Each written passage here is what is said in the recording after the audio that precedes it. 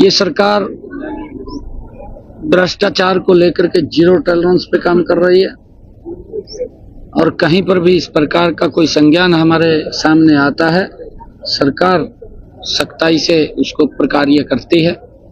कोई बख्शने का किसी को सवाल नहीं है। सुरजेवाला साहब फेडअप हो चुके हैं।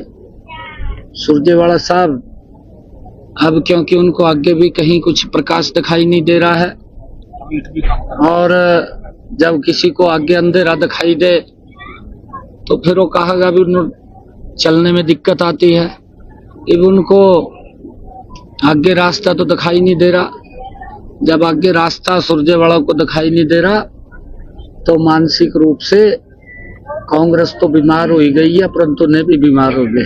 सरकार भ्रष्टाचार को लेकर के जीरो टॉलरेंस पे काम कर रही है और कहीं पर भी इस प्रकार का कोई संज्ञान हमारे सामने आता है, सरकार सख्ताई से उसको प्रकार्य करती है। कोई बख्शने का किसी को सवाल नहीं है। सुरजेवाला साहब फेडअप हो चुके हैं।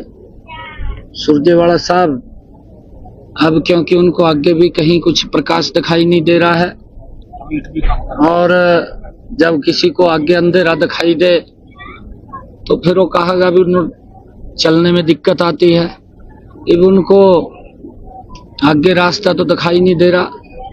जब आगे रास्ता सुरजेवाला को दिखाई नहीं दे रहा तो मानसिक रूप से कांग्रेस तो बीमार हो ही गई है, परंतु ने भी बीमार हो गई।